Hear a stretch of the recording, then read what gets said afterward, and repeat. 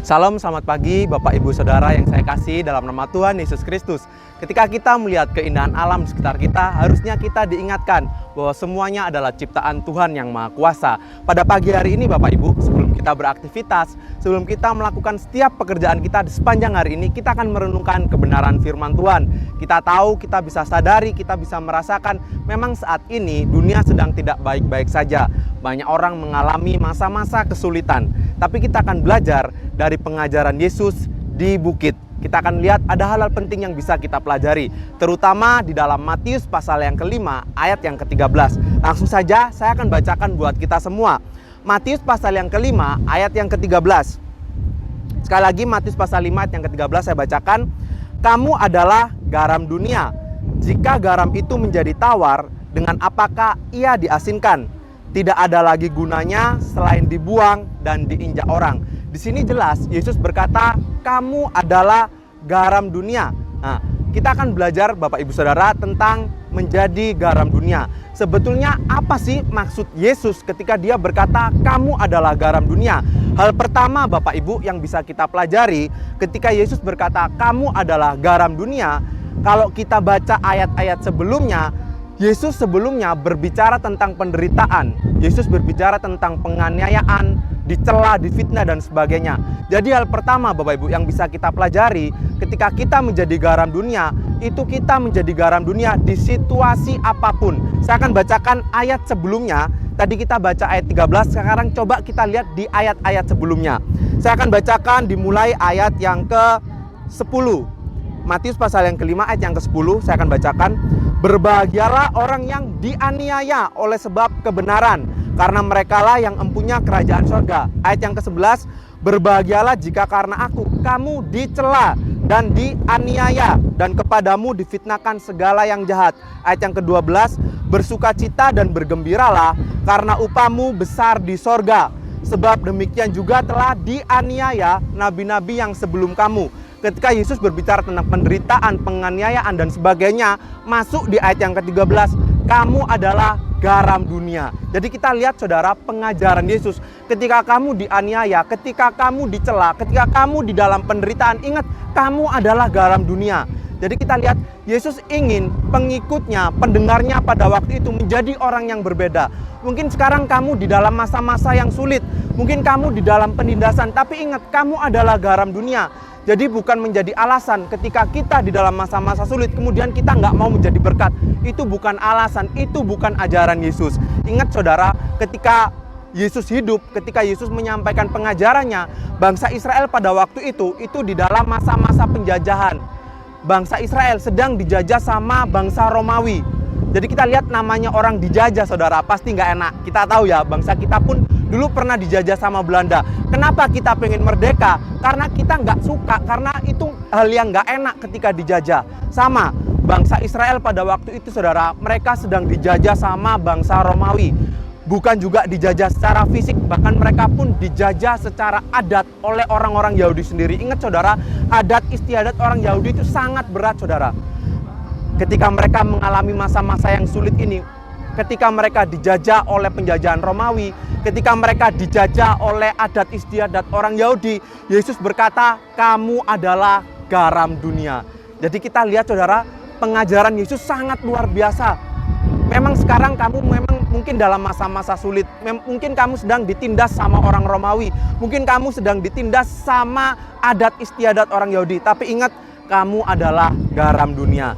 Saya teringat saudara, waktu awal-awal bangsa kita terserang COVID, terserang Corona, kan banyak orang-orang mulai curang saudara ya, menjual masker dengan harga yang tinggi, menjual sembako dengan harga yang tinggi.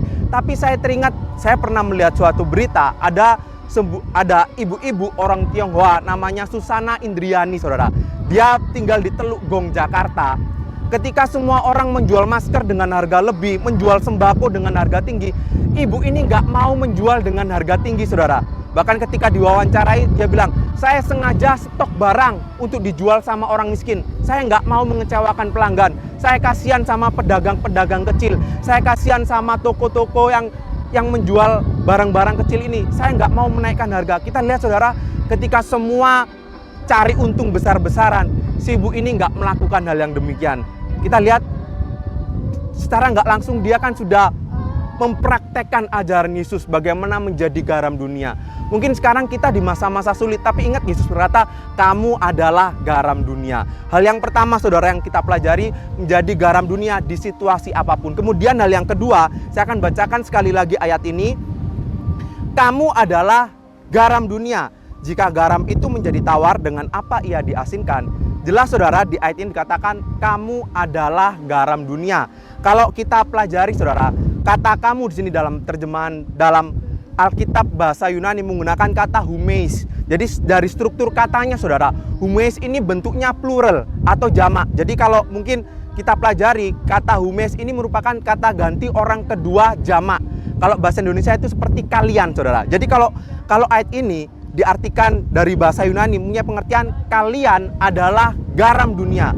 Jadi ketika Yesus berkata kamu adalah garam dunia, itu menunjuk kepada orang banyak saudara. Jadi ketika Yesus berkata kamu, bukan menunjuk kepada satu orang saja, tetapi kepada orang banyak yang ada di situ. Nah, sekarang kita akan lihat, jadi Yesus ini saudara, dia sedang berbicara kepada siapa sih sebetulnya?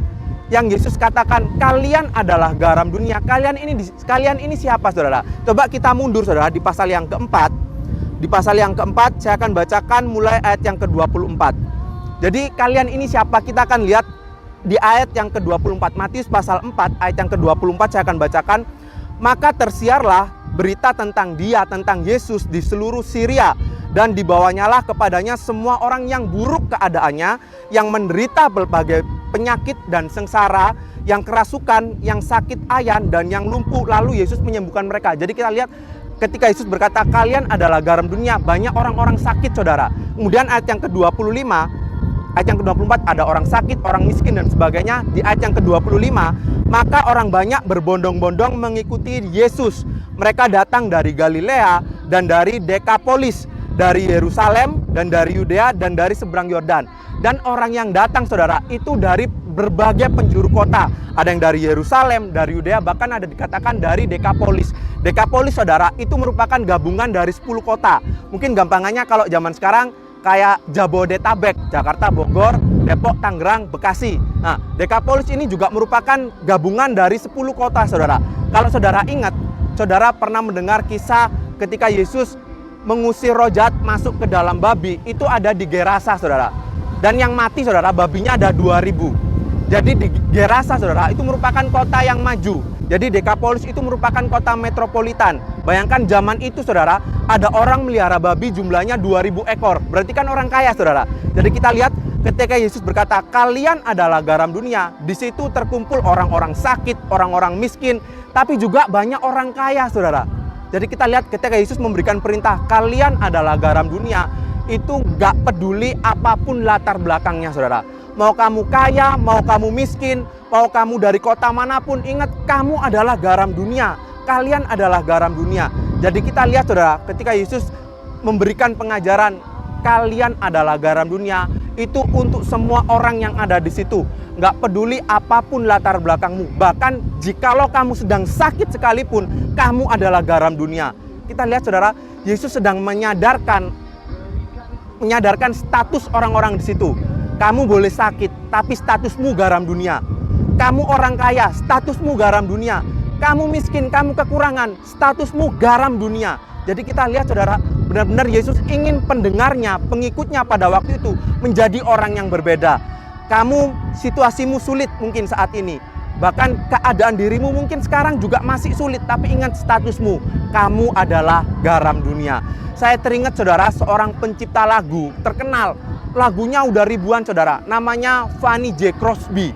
Jadi dia penulis lagu himne banyak sekali saudara, lagu-lagu Kristen. Nah, masalahnya saudara, si Fanny ini dari kecil dia sudah cacat saudara. Dia buta, nggak bisa melihat. Tapi suatu kali ketika dia sudah tenar, lagunya sangat banyak saudara. Ketika dia diwawancarai, dia bilang begini, saya bersyukur terlahir dengan keadaan seperti ini. Jikalau saya harus bertukar, saya bisa melihat, saya nggak mau. Saya akan tetap pengen di posisi seperti ini. Kenapa? Wartawan, kenapa kamu mau menjadi seperti ini terus? Karena suatu ketika jika saya mati dan ketika saya dibangkitkan lagi, orang pertama yang aku lihat adalah juru selamatku. Luar biasa saudara. Kita lihat Meskipun dia buta, bukan berarti dia tidak bisa menjadi berkat, saudara. Banyak lagunya yang sudah dia ciptakan, lagu-lagu himne.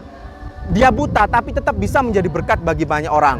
Nggak peduli apapun latar belakang hidupmu, mau kamu kaya, mau kamu sakit sekalipun, mau kamu kaya pun, ingat statusmu, kamu adalah garam dunia. Mari saudara, di masa-masa sulit seperti ini, bukan alasan kita untuk kita nggak berbuat apa-apa. Ingat, status kita adalah garam dunia.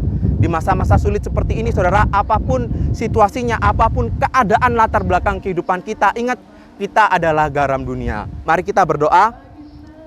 Tuhan Yesus, terima kasih pada pagi hari ini Tuhan, kami mengucap syukur firman-Mu kembali mengingatkan kami Tuhan, bahwa kami adalah garam dunia. Di situasi yang sulit seperti ini Tuhan, kami mau menjadi berkat bagi banyak orang. Mungkin kehidupan kami pun mungkin sedang di masa-masa yang sulit, tapi Tuhan, kami mau Tuhan untuk melakukan firman-Mu. Kami mau menjadi garam dunia, memberkati banyak orang di sekitar kami. Terima kasih Tuhan, pada pagi hari ini Tuhan, hamba-Mu berdoa untuk bangsa dan negara yang kami cintai, bangsa Indonesia Tuhan. Mungkin di masa-masa sulit seperti ini bangsa kami pun sedang mengalami kesulitan Tuhan. Tapi biarlah Tuhan Kau memberikan nikmat kepada pemimpin kami, Bapak Presiden, Wakil Presiden, sampai kepada jajarannya yang terendah. Biarlah Tuhan memberikan nikmat sehingga apapun keputusan yang mereka ambil itu sesuai dengan kehendak Tuhan, dan itu boleh memajukan bangsa kami. Kami berdoa untuk mereka yang berada di garda terdepan Tuhan, dokter-dokter, tim medis, relawan-relawan juga, mereka yang di garda terdepan, kiranya Tuhan menjagai mereka, Tuhan lindungi mereka, sehingga ketika mereka bekerja, mereka bisa bekerja dengan damai, mereka bisa bekerja dengan tenang, karena Tuhan menyertai mereka. Bahkan untuk jemaat-jemaat Tuhan yang ada di tempat ini Tuhan, kiranya Tuhan menolong Tuhan di masa-masa sulit seperti ini. Kiranya Tuhan memberkati pekerjaan umat-umat-Mu. Apapun yang dikerjakan jemaat-jemaat Tuhan di tempat ini, kiranya Tuhan membuat berhasil. Terima kasih Tuhan Yesus, terima kasih. Kiranya Tuhan juga menolong jemaat-jemaat Tuhan yang mungkin sampai hari ini Tuhan, mereka tidak bisa beribadah datang ke gereja, mungkin karena faktor ekonomi dan sebagainya. Kiranya Tuhan memberkati mereka. Sekalipun mereka di rumah, mereka juga tetap menerima berkat yang daripada Tuhan. Bahkan kami berdoa Tuhan untuk orang-orang tua yang membimbing mereka di rumah Tuhan, untuk pendidikan anak-anak mereka. Kiranya Tuhan juga menolong mereka, berikan nikmat, berikan pengertian Tuhan ketika mereka mengajar anak-anak ini Tuhan, sehingga Tuhan, orang tua ini Tuhan boleh ditolong oleh Tuhan dan anak mereka bisa mengikuti pelajaran dengan baik. Terima kasih Tuhan Yesus, terima kasih. Seluruh jemaat yang ada di tempat ini kami tetap serahkan ke dalam tangan Tuhan. Terima kasih Tuhan, sepanjang hari ini kami tetap serahkan ke dalam tangan Tuhan. Kiranya Tuhan yang tetap menyertai, membimbing langkah kami di sepanjang hari ini. Terima kasih Tuhan, di dalam nama Tuhan Yesus Kristus, haleluya, amin.